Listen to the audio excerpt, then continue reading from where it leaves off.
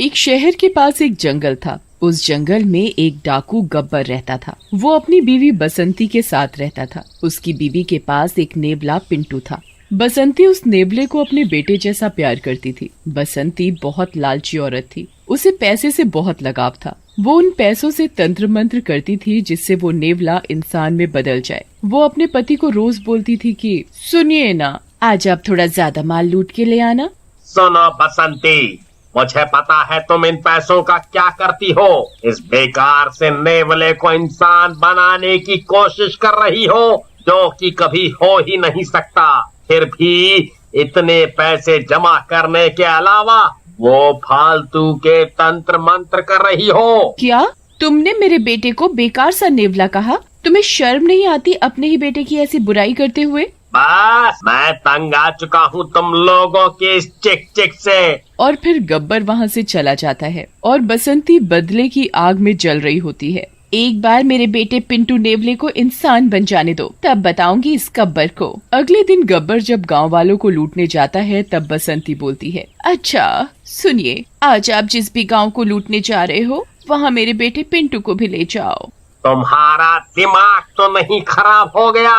एक नेवला लूट मार कैसे कर सकता है? मैं नहीं ले जा रहा इसे। अरे तो क्या हुआ, अगर अभी वो लूट मार नहीं कर सकता, अभी अपने साथ ले जाओ तो क्या पता ये तुम्हें देख देख कर सीख जाए कि लूट मार कैसे करते हैं। और जब मेरा बेटा इंसान बन जाएगा तब वो अच्छे से लूट मार कर पाएगा।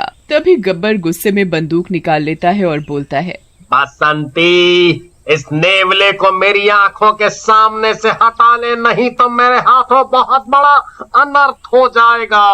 ये आप क्या कर रहे हैं? अपने बेटे को अपने ही हाथों से कौन बाप मारता है?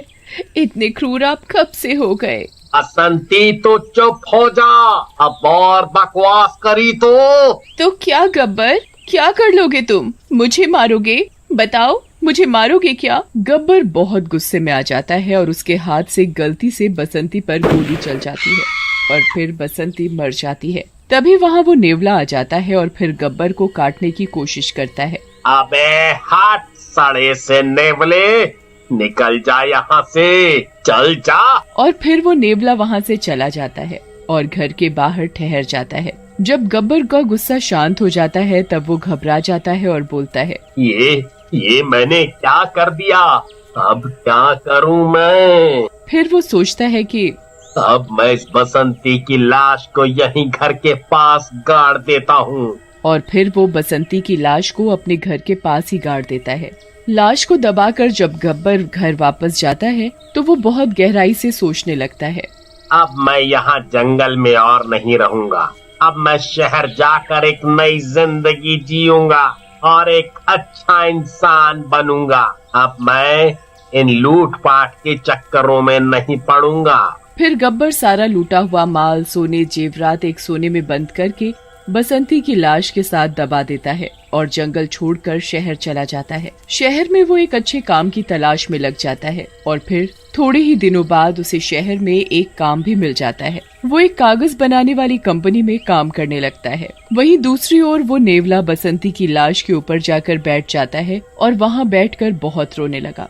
उसके आंसू टपक टपक कर जमीन पर गिर रहे थे। तभी वो वहाँ बसंती की आत्मा चुड़ैल बनकर प्रकट हो जाती है और नेवले को बोलती है, अरे मेरा बच्चा पिंटू, मेरा लाल, देख तेरी माँ कहीं नहीं गई, मैं वापस आ गई।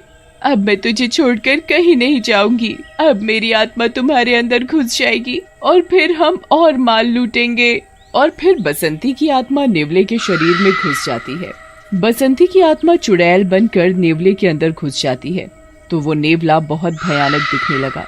उसकी आंखें लाल हो जाती हैं, उसके नाखून बड़े और पैने हो जाते हैं। फिर वो चुड़ैल नेवला जंगल के बाहर आकर शहर जाकर आधी रात को लोगों के घर में रखे गहने और पैसों को चुराते रहते हैं। और फिर चुड़ैल नेवले से पूछती है, अरे पिंटू बेटा, मेरे मरने से पहले तुम्हारे पिताजी ने गहने वाली संदूक कहाँ रख दी थी? फिर नेवला उस तरफ इशारा करके बताता है जहाँ संदूक दबाई होती है और फिर वहाँ उसे गहने जेवरात से भरी संदूक मिलती है। वो नेवले के शरीर में घुसकर जितनी बार माल लूटने जाती थी वो सारा माल उस संदूक में डाल देती थी। चोरी करते समय जो कोई भी उसे देख लेता था वो उसको मार दिया करती थी। ये चोरी चकारी वो 1 महीने तक करते रहे। एक रात को वो नेवला थक कर सड़क के किनारे फुटपाथ पर अपने साधारण रूप में आकर वहां आराम करने लगता है और चुड़ैल किसी बड़े घर को ढूंढने चली जाती है ताकि कोई उन्हें देखकर डर न जाए। तभी वहां से एक गाड़ी जा रही होती है। उसमें एक छोटी सी बच्ची होती है नैना नाम की। जब वो गाड़ी वहां रुक जाती है तो नैना गाड़ी की खिड़की के बाहर देखने लगती है। फिर उसकी नजर उस नेवले पर पड़ती है। वो गाड़ी में बैठे अपने पापा से बोलती है, पापा पापा मुझे वो जानवर चाहिए, देखो न पापा। अच्छा, ऐसा कौन सा जानवर दिख गया तुम्हें? जरा मैं भी तो देखूं। अरे नहीं, ये तो नेवला है। ये जानवर अच्छा नहीं, ये बहुत खतरनाक जानवर है। नहीं पापा, मुझे वही चाहिए, मुझे वो बहुत प्यारा लग रहा है।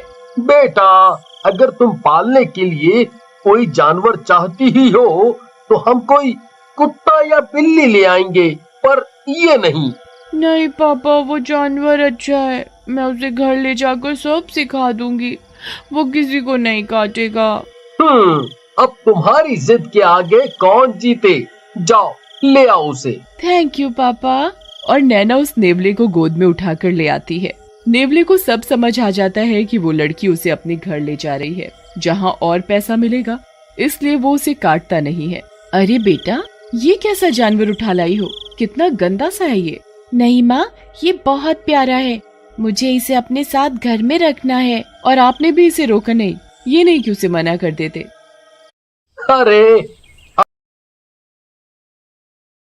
मैं नैना की जिद के सामने पिघल गया। ऐसे ही तो बच्चे बिगड़ जाते हैं। इतने में नैना उस नेवले को लेकर अपने बेडरूम में चली जाती है और उसको अपने बगल में रखकर उसे प्यार से पुचकार कर सुला देती है और खुद भी सो जाती है। जब सारे घर वाले अपने कमरे में सो जाते हैं तो नेवला मौका देखकर नैना के बगल में से निकलकर कमरे की खिड़की से कूदकर घर के बाहर आ जाता है और बसंती की आत्मा बनी चुड़ैल उस नेवले के शरीर में घुस जाती है और वो चोरी के लिए निकल जाते हैं। जहाँ पर नैना उन्हें लेकर आई थी वो एक नया शहर था और उस शहर में बहुत अमीर अमीर लोग रहते थे।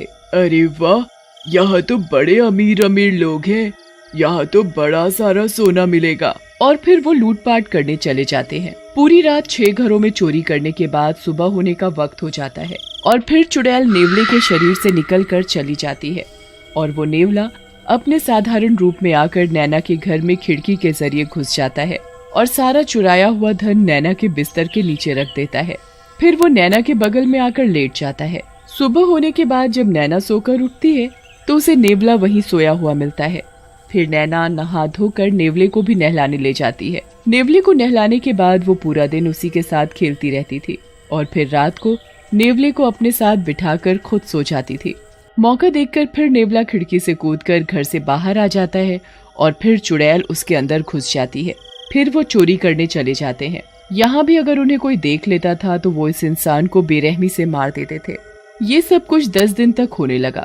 रोज किसी न किसी के मरने की खबर उस शहर में घूमने लगी।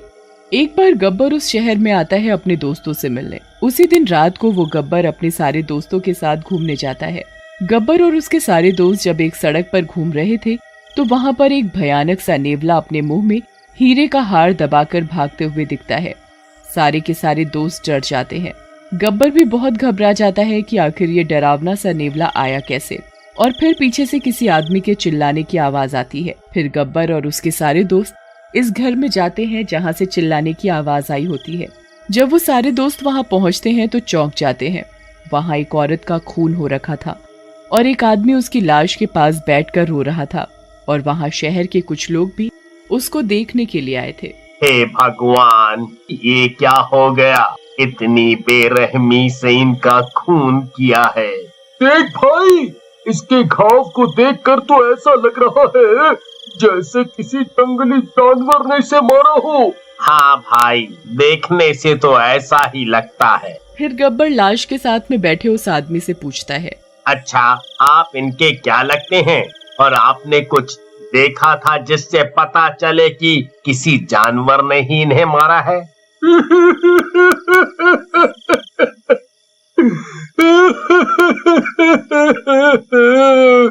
मैं इनका पति हूँ। अरे जानवर नहीं था वो, बहुत भयानक हरामदा, भूतिया नेवला था वो, नेवला, और घर से एक हीरे का हार भी चुरा के ले गया। हाँ भाई जी, शहर में ऐसी हत्याएं और भी हो रहा है, और सभी का दावा है कि जो कोई भी मारा हुआ मिलता है उसके घर से सारा जेवर चोरी हो जाते हैं, और बाद में घर वाला इसे मारा हुआ मिलता है जैसे कि जानवर ने मारा हो। गब्बर ये बात सुनकर चौंक गया और वहाँ से तुरंत निकलकर उस नेवले को ढूंढने लगा। उसके पीछे पीछे उसके दोस्त और कुछ शहर वाले भी आ गए उसका साथ देने के लिए।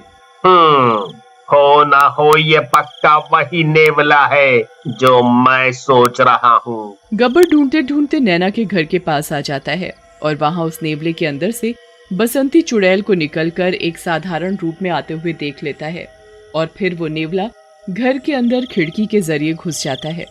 गब्बर सब कुछ समझ जाता है। आप सब ध्यान से सुनिए, मैं सब कुछ समझ चुका हूँ कि माजरा क्या है। बस आप सब सुबह यहीं इसी जगह मिल जाइएगा। अगली सुबह जब गब्बर और उसके दोस्त और वो सारे शहर वाले आ जाते हैं, तब गब्बर नैना के घर में सबको लेकर चलता है।